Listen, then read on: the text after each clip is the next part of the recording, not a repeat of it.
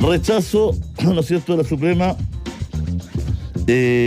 a aplazar la implementación del fallo GES y llama a ISAPRES a aplicar rebaja a los planes. Ya estamos con Héctor Sánchez, ex superintendente de salud y actual director del Instituto de Salud Pública de la Universidad Andrés Bello. Héctor, ¿cómo está usted?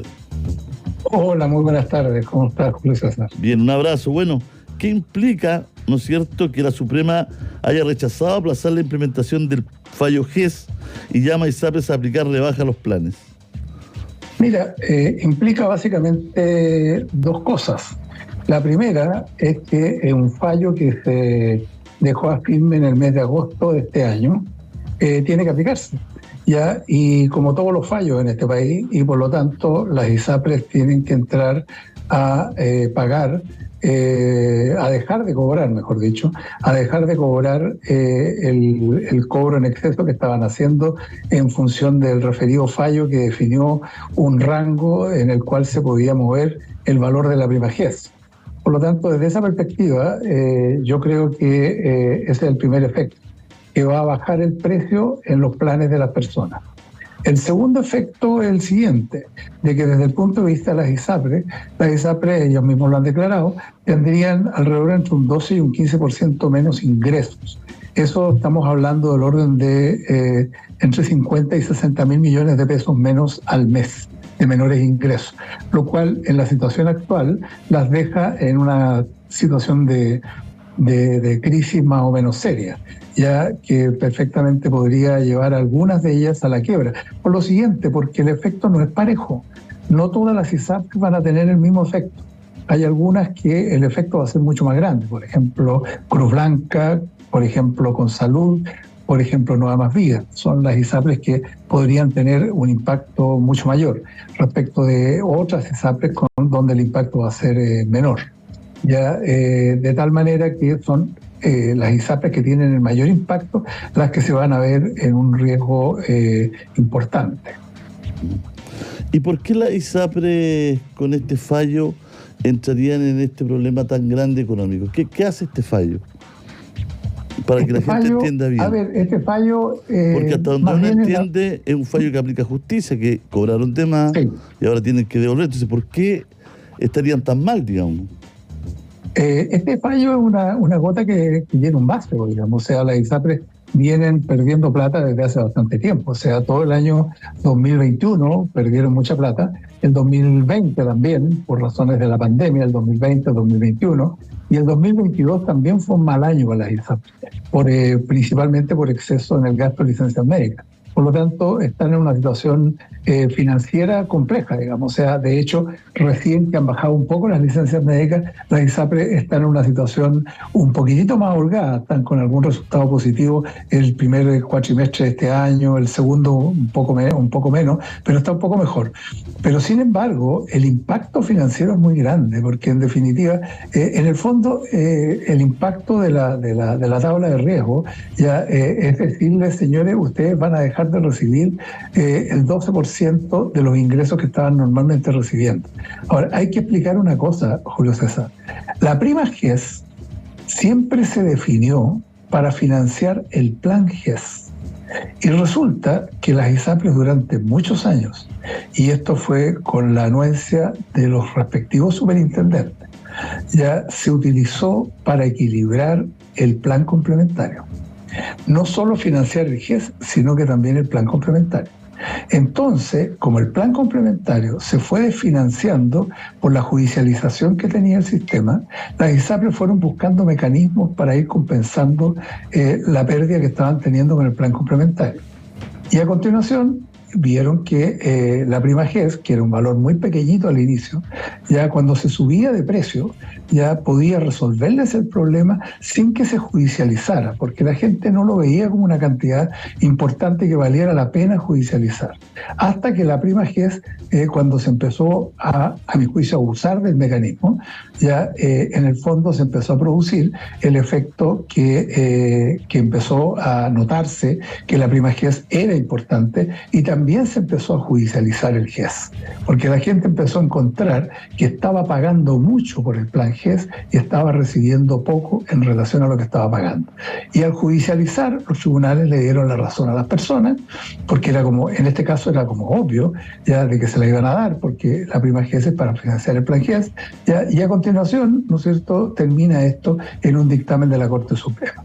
Y como es de aplicación general a toda la cartera de afiliados de las ISAPRES, ya el impacto que tiene sobre las finanzas de las ISAPRES es extremadamente fuerte. Y esa situación es la que las deja en una situación crítica. Bueno, la verdad es que mucha gente se pregunta, ¿se irá a hacer efectivo esto realmente?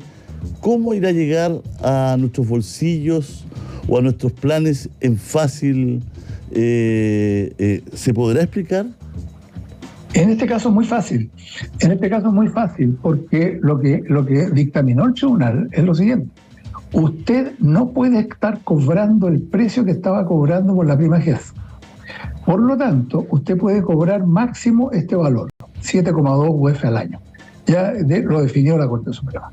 Por lo tanto, las ISAPRES, a partir de este mes de octubre, de noviembre, digamos, a partir del mes de noviembre, van a tener que notificar a los empleadores, los cierres de las empresas ya están producidos, por lo tanto probablemente van a notificar en el mes de diciembre, y a partir de enero se va a notar una rebaja en los precios de los planes, porque en estricto rigor esto es un menor precio, que en definitiva las ISAPRES van a tener que cobrarle a las personas, equivalente a ese monto que yo te señalaba. Por lo tanto, en promedio, ya en algunas ISAPRES, ya la rebaja podría llegar a ser de un 5%, pero en otros casos puede llegar a ser de un 20% ya respecto de la prima GES que estaban pagando. Por lo tanto, el impacto puede ser no menor. ¿Ya? Y esa situación lo van a ver las personas en su bolsillo inmediatamente. O sea, con la cotización que paguen durante el mes de enero, ahí se va a notar inmediatamente el impacto. El problema es que, en definitiva, si las ISAPRES van a estar en condiciones de soportar esta situación. Porque si no están en situación de soportarlo, tienen dos caminos. Uno, o los dueños hacen aportes de capital, que ese es un camino, y el segundo, si no hacen aportes de capital, las ISAPRES pueden caer, ¿no es cierto?, en incumplimiento de los indicadores que la ley les obliga a tener respecto de tasa de endeudamiento, respecto de reservas técnicas, etcétera. Y si eso llega a suceder, ya tienen que informarle a la superintendencia.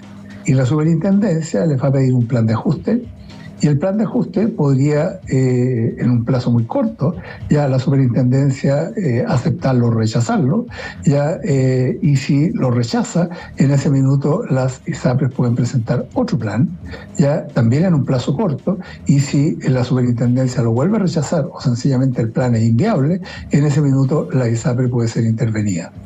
Y al ser intervenida, el interventor puede generar, ¿no es cierto?, el camino de la quiebra de las ISAPRES, de la ISAPRE correspondiente. Esto puede pasar en algunas ISAPRES con todo lo que eso significa desde el punto de vista de la suspensión de la cadena de pago ya, y del impacto sobre los prestadores. Según la Superintendencia de Salud, según la Super de Salud, las ISAPRES tuvieron ganancias por 9.000 millones de pesos el 2022. ¿Por qué usted dice que le estaba yendo mal? Porque el 2022 lo que pasa es que las ganancias las tuvieron a comienzos del año 20. Y las tuvieron a comienzos del año 20 porque por la pandemia no se usó el sistema. Ya acuérdate que estábamos todos encerrados en la casa. Entonces la gente no fue al médico, ya la consulta, la teleconsulta todavía no estaba instalada en este país, por lo tanto se subutilizó el sistema a lo menos durante los primeros 6 u 8 meses. Solamente la gente lo utilizó en el periodo en el cual básicamente la gente pudo salir o en casos de urgencia. Entonces hubo una subutilización y esa subutilización es la que les mostró una utilidad durante el año 20.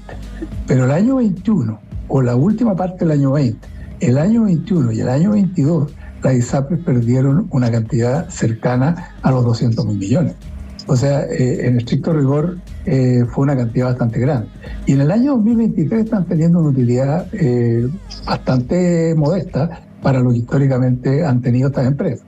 ¿Ya? Y este impacto que están teniendo es un impacto que yo creo que las va a dejar en una situación bien delicada. ¿Las pérdidas de la ISAPRE son mayoritariamente por el tema de la licencia o no? En gran parte sí. La licencia hoy día, fíjate, en el caso de, a nivel país, a nivel país yo te diría que la licencia, en el caso de FONASA, llega a ser el 50% del 7%. O sea, 3,5 puntos del 7% son licencias médicas. Y en el caso de la ISAPRE es más o menos el 30%. Ya, por lo tanto, 2,1, 2,2, 2,2 puntos porcentuales de la cotización se gastan en licencias médicas. Y ese es un factor muy importante de gasto. ¿Ya? Y esa ha sido básicamente la mejoría que ha habido durante los primeros meses de este año, claro, que bajó el gasto en licencias médicas. Sí, eso eran los 9.000 millones de los que le hablaba, del 2023. Estoy medio cambio de año. Puede ser. De este primer semestre, ¿no? Las ganancias, claro, de la ISAPRE en primer semestre, claro, del 2023 fue porque bajaron bordean los 9.000 millones, ¿no es cierto? Claro. Y bajaron las licencias médicas, por dos razones.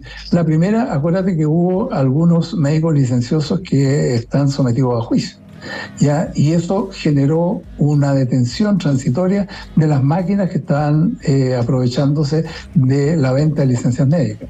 Eso es como lo primero. Lo segundo, que la regulación se hizo más estricta, tanto en FONASA como en las ISAPRE, ya respecto del exceso de licencias médicas. Entonces, estas dos variables son las que en definitiva han ayudado a que mejore el resultado del sistema. Fíjate que el sistema si mejora un 2%, un 3% respecto a la siniestralidad, ya empieza a tener utilidades.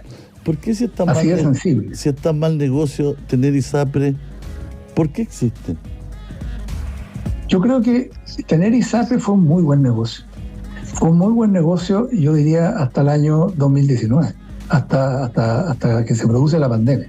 Ya hasta ese año fue muy buen negocio. Y además, la ISAPRE aprovecharon algunas flexibilidades, lo voy a decir en forma elegante, algunas flexibilidades regulatorias.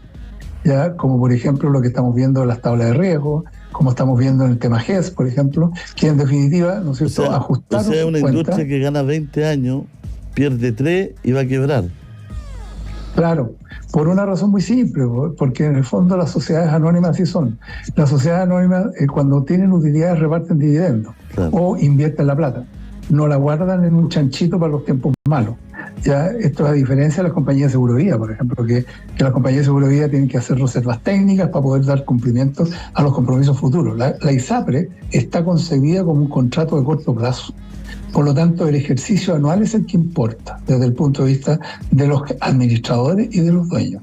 Si en un año hay utilidades, se puede repartir, porque al año siguiente pueden cambiar los precios y pueden cambiar los resultados. Por lo tanto, en el año siguiente pueden tener utilidades o pueden tener pérdidas. Pero no es que las utilidades del año anterior las tengan para compensar las pérdidas del año siguiente. Eso no sucede en una industria que está organizada sobre la base de contratos de corto plazo. Le mandamos un abrazo gigante, Héctor. Muchas gracias por conversar con nosotros. Un placer saludarte. Chao, que le vaya muy bien. Abrazo.